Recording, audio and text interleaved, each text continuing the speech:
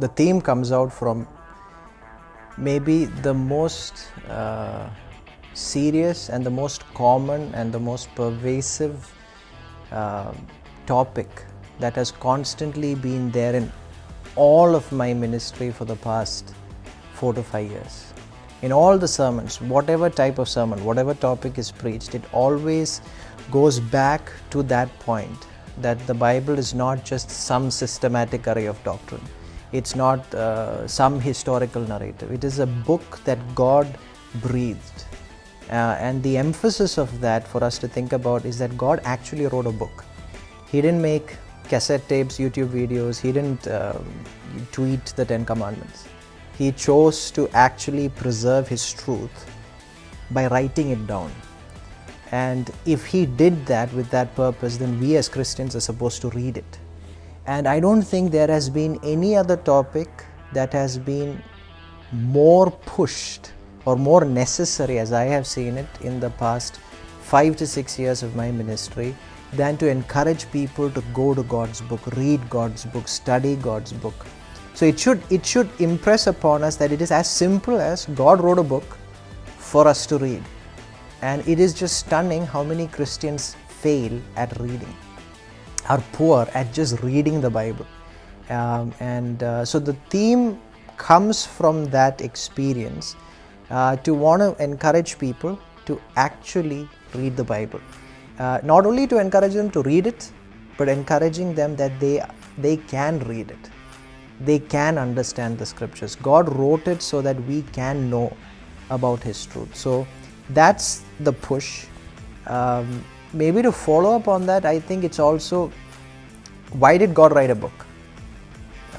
Did God write a book to give us, just the do's and don'ts of life? So I like to think about it this way. If God wrote a book, the second question is, what kind of book did He write? And I think Christians or people in general know two kinds of books. They know fiction and non-fiction.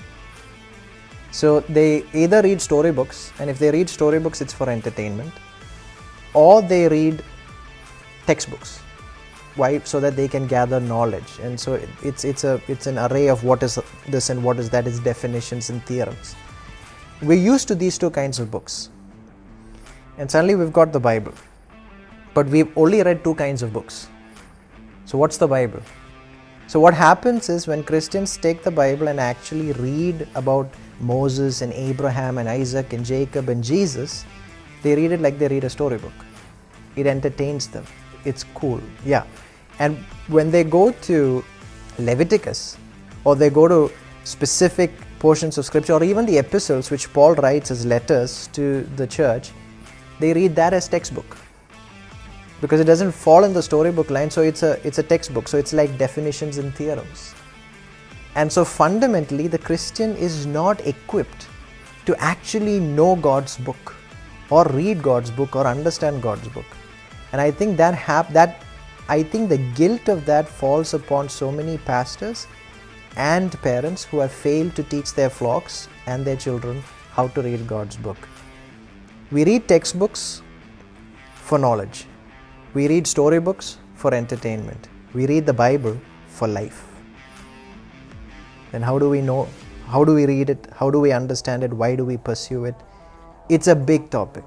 And so the theme of the conference is meant to encourage people and show them that God wrote a book, and God wrote a book for us for life. And we are supposed to approach that book, take it seriously, and the conference is meant to show the people how do we approach that book and how it applies for our personal life, our family, our church, and in reaching the nations. And so we've divided the sessions on those 4 titles and spread it across. And the hopes is that it will draw people to God's book.